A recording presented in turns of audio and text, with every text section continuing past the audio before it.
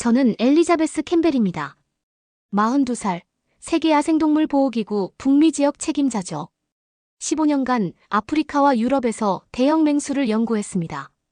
그런데 지금 제가 겪고 있는 상황은 정말 말도 안 되는 일이었어요. 뉴욕 센트럴파크 동물원 회의실에 앉아있던 저는 창밖에서 들려오는 굴착기 소음에 짜증이 나고 있었습니다. 3일째 계속되는 공사 소음이 동물들에게 얼마나 스트레스를 주는지 모르는 걸까요? 정말 비체계적이군요. 동물들 스트레스는 생각도 안 하나요? 제가 불만을 표출하자 중국 연구진들이 서로 큰 소리로 다투기 시작했습니다. 뭔가 의견이 안 맞는 모양이었어요. 저는 속으로 혀를 찼습니다. 역시 7년 전 그 일이 생각났거든요. 2018년 도쿄에서 있었던 일 말이에요. 다나카 히로시라는 일본 연구원과 함께 아시아 대형 맹수 번식 프로젝트를 진행했었죠. 처음엔 정중하고 겸손해 보였는데 나중에 제 3년간의 연구 성과를 몰래 훔쳐서 자기 이름으로 발표했거든요. 그 일로 제가 학계에서 표절 의혹을 받았고 승진도 놓쳤습니다. 50마리 멸종위기 맹수들의 야생 복귀 프로그램도 지연되면서 일부가 폐사했어요. 그 후로 저는 다짐했죠. 다시는 아시아인과 협력하지 않겠다고요. 바로 그때였습니다. 비상벨이 귀청이 터질 듯 울리면서 방송이 나왔어요. 코드 레드, 스트라이프와 루나 탈출, 2마리 모두 탈출. 모든 직원은 비상대응 매뉴얼에 따라 행동하시기 바랍니다. 2마리나 탈출했다고요? 회의실이 순식간에 아수라장이 됐습니다. 스트라이프는 수컷 시베리아 호랑이고 루나는 암컷이에요. 중국 연구진들이 우왕좌왕하며 서로 뭔가를 외치고 있었죠. 존슨 원장이 급히 들어왔습니다. 공사 때문에 호랑이들이 며칠째 예민했는데 방금 굴착기가 전력선을 건드려서 안전 시스템이 다운됐어요. 2마리 모두 탈출했습니다. 스트라이프는 동쪽으로, 루나는 서쪽으로 갔어요. 저는 창밖을 내다봤어요. 관람객들이 비명을 지르며 뛰어다니고 있었습니다. 그 순간 한국 사육사 중 한 명이 말했어요. 진돗개 수색대를 불러야겠습니다. 저는 어이가 없었어요. 개가 호랑이를 상대한다고요? 또 비과학적인 접근법이군요. 속으로 생각했습니다. 역시 7년 전 다나카가 말한 대로 아시아인들은. 하지만 상황이 너무 급박했어요. 거대한 2마리 호랑이가 사람들 사이를 돌아다니고 있었거든요. 이건 정말 생각도 못한 일이었습니다. 제 마음속에 7년 전 그 악몽 같은 기억이 되살아났습니다. 하지만 그 전에 한국에서의 특별한 경험들이 떠올랐어요. 연구 실패로 우울증에 시달릴 때 남편 데이비드가 한국 여행을 권했었거든요. 2019년 제주도에서 길을 잃었을 때 일이었습니다. 영어를 전혀 못하는 70대 할머니를 만났는데 제가 울먹이며 길을 물어보자 그 할머니가 2시간 동안 저와 함께 걸어가며 숙소까지 안내해 주셨어요. 괜찮다, 괜찮다. 할머니는 그 말만 반복하며 손짓으로 소통했습니다. 무조건적인 친절이었어요. 그때 저는 길에서 눈물을 흘렸습니다. 연구 실패로 상처받은 마음에 그 따뜻함이 스며들었거든요. 이건 일본과는 완전히 다르다고 느꼈습니다. 하지만 여전히 그래도 같은 아시아인이라는 편견 때문에 깊은 교류는 피했어요. 그런 생각을 하다가 다시 도쿄 사건으로 돌아왔습니다. 다나카 히로시가 처음엔 정말 겸손해 보였거든요. 서구의 과학적 엄밀함을 존경합니다. 캠벨 박사님. 하지만 시간이 지나면서 그의 본색이 드러났죠. 하지만 우리 동양인은 동물과의 영적 교감이 더 깊어요. 서구 과학은 너무 기계적이죠. 그러더니 프로젝트 발표 일주일 전에 제 핵심 연구 데이터를 몰래 복사해서 자기 이름으로 일본 학회에 먼저 발표했어요. 이건 동양적 직관으로 얻은 성과라 서구인인 당신은 진정한 의미를 이해하지 못할 거예요.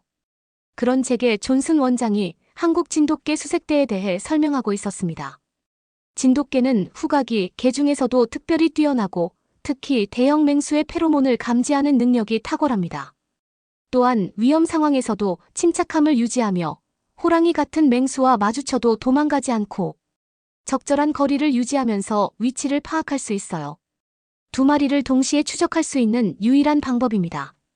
저는 반사적으로 물었습니다. 과학적 근거가 있나요? 구체적인 연구 데이터나 실험 결과는요? 물론 후각 능력은 측정 가능하지만 진돗개의 용기와 판단력은 수치로 표현하기 어려운 본능적 특성입니다. 실제 현장에서의 성공 사례들이 증명하고 있어요. 저는 속으로 생각했습니다.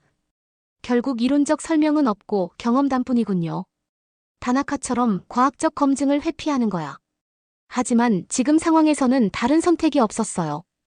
두 마리 호랑이를 동시에 상대해야 하는 최악의 상황이었거든요. 10분 후 진돗개 수색대가 도착했습니다. 대장은 이강준이라고 소개하는 38세 남성이었어요. 전직 미군 특수부대 출신이라고 했는데 체격도 좋고 눈빛이 예리했습니다. 그런데 제 시선을 사로잡은 건 그의 옆에 있던 두 마리 진돗개였어요. 자유라고 불리는 5살 수컷과 희망이라는 4살 암컷이었죠. 생각보다 큰 개들이었지만 호랑이와 비교하면 정말 작아 보였습니다. 저 작은 개들이 두 마리 호랑이를 상대한다고. 강준의 브리핑을 들으면서 생각이 조금씩 바뀌기 시작했습니다. 현재 두 호랑이는 극도로 흥분 상태입니다. 3일간 계속된 공사 소음으로 스트레스가 최고조에 달했어요. 마취총은 위험합니다. 흥분한 상태에서 마취제를 맞으면 심장에 무리가 갈 수 있거든요. 특히 두 마리를 동시에 상대해야 하는 상황에서는 더욱 신중해야 합니다. 의외로 전문적이었어요. 자유는 특별합니다. 3년 전 허리케인 때라고 말하더니 아닙니다. 말을 흐렸습니다. 그리고 희망이는 자유의 파트너예요. 두 마리가 함께 움직이면 호랑이 두 마리도 감당할 수 있습니다. 그가 말을 중단했어요. 뭔가 더 말하고 싶어 하는 것 같았지만 입을 다물었습니다. 그때 25년차 베테랑 사육사인 톰 윌슨이 말했어요.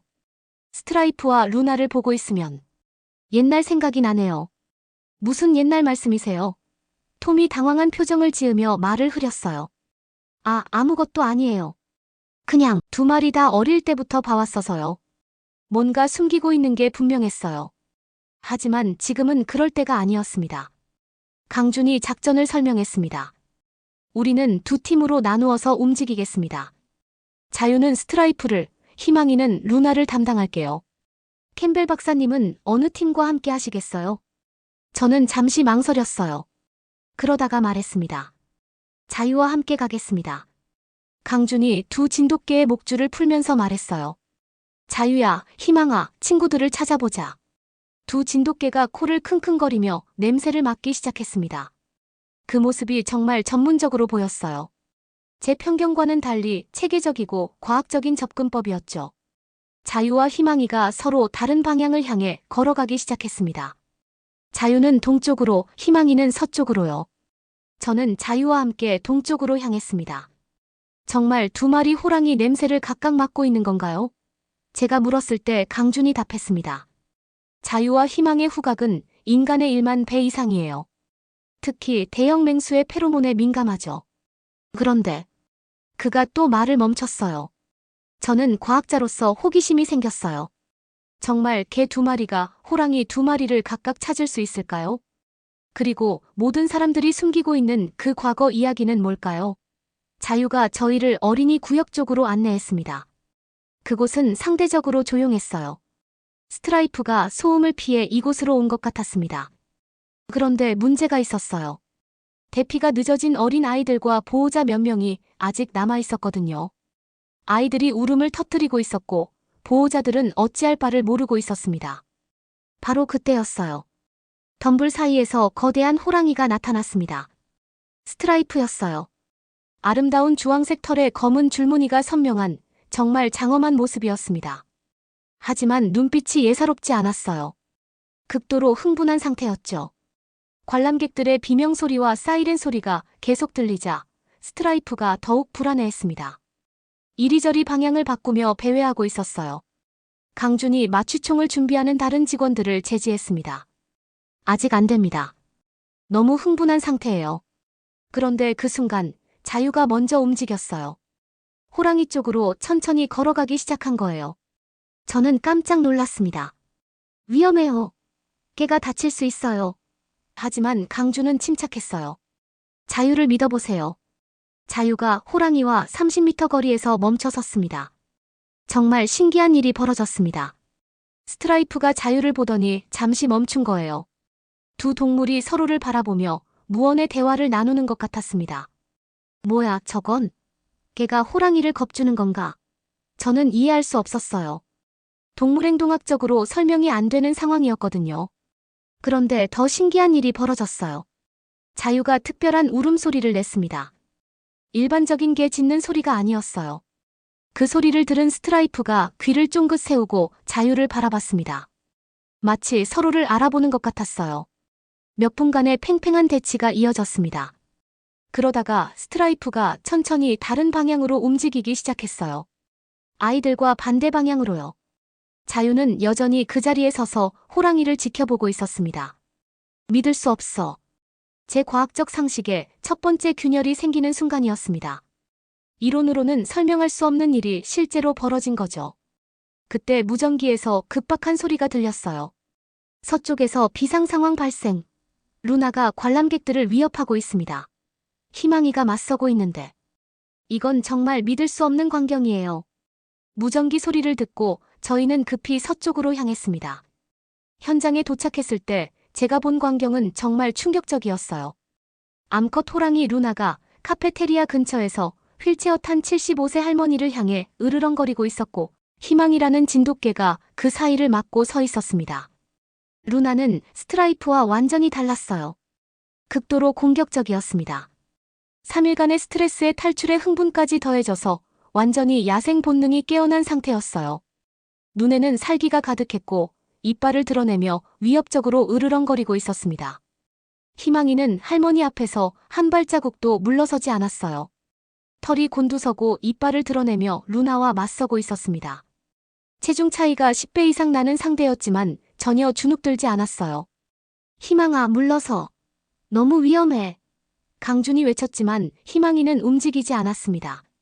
마치 절대 안 돼. 할머니를 지켜야 해라고 말하는 것 같았어요. 그때 루나가 공격을 시작했어요. 거대한 발톱을 휘두르며 희망이를 향해 달려들었습니다. 저는 눈을 감을 뻔했어요. 작은 개가 저 거대한 호랑이에게 찢겨 죽을 것 같았거든요.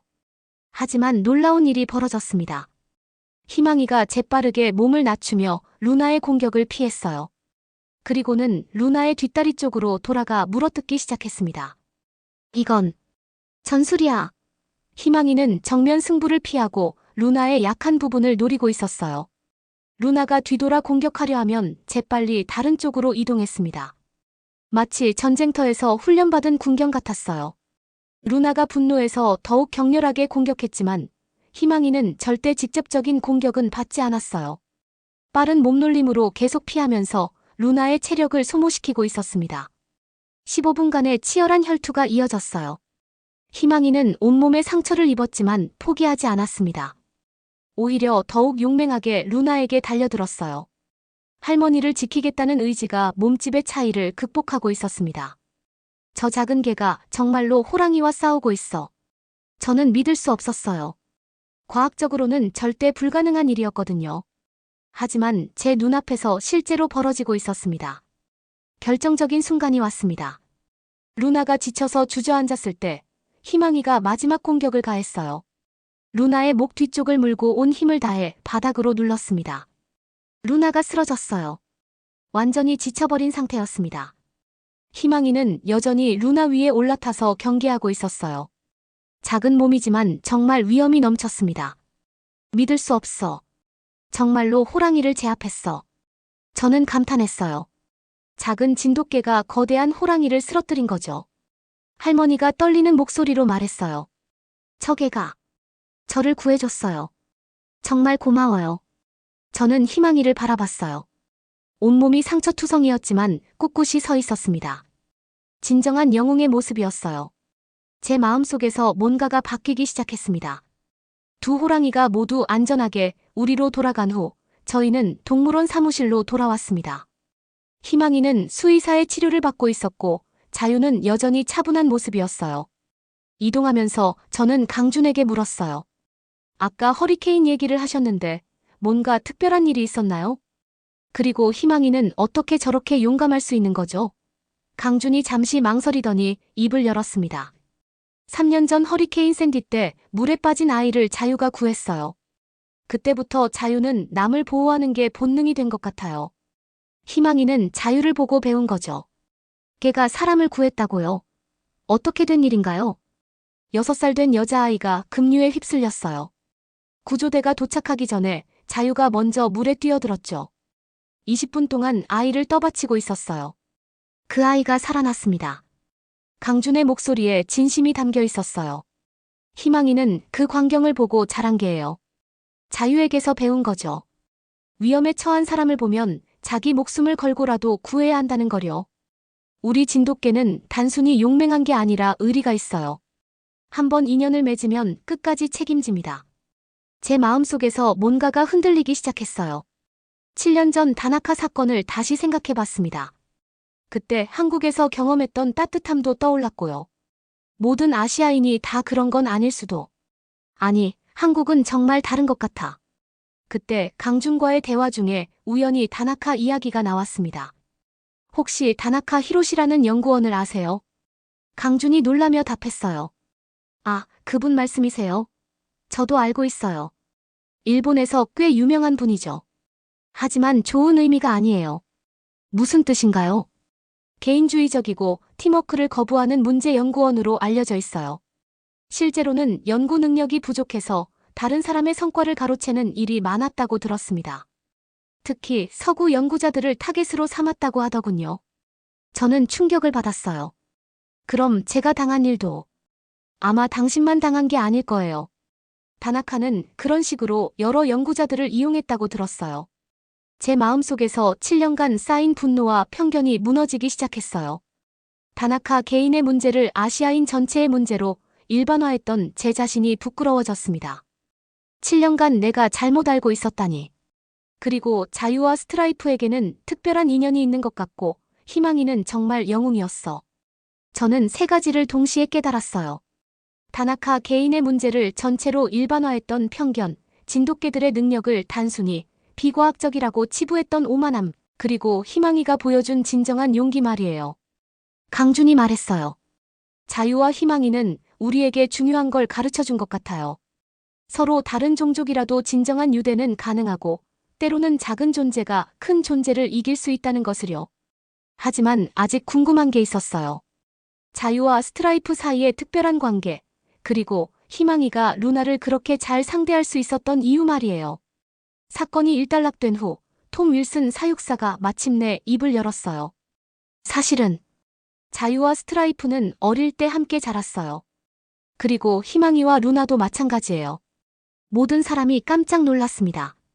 어떻게 된 일인가요? 톰이 천천히 설명하기 시작했어요. 2020년이었어요. 스트라이프가 갓난아기였을 때 어미를 잃었거든요. 루나도 마찬가지였고요. 그때 자유와 희망이도 강아지였어요. 저희가 같은 육아실에서 넷을 함께 키웠습니다. 정말 놀라운 이야기였어요.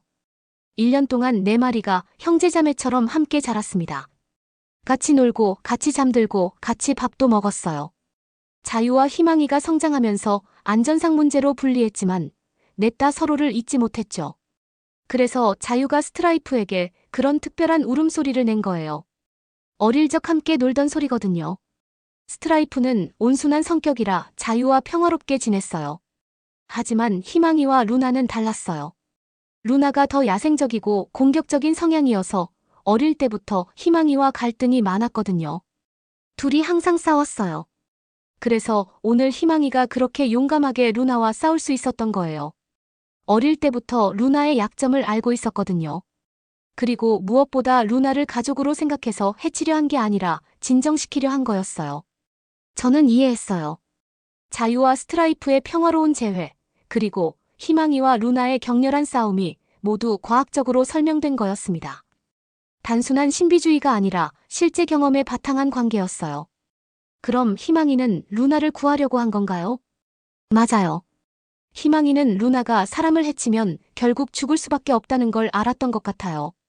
그래서 목숨을 걸고 막은 거죠. 가족을 구하기 위해서요. 저는 눈물이 날 뻔했어요. 희망이의 용기가 단순한 용맹이 아니라 사랑에서 나온 것이었다니요.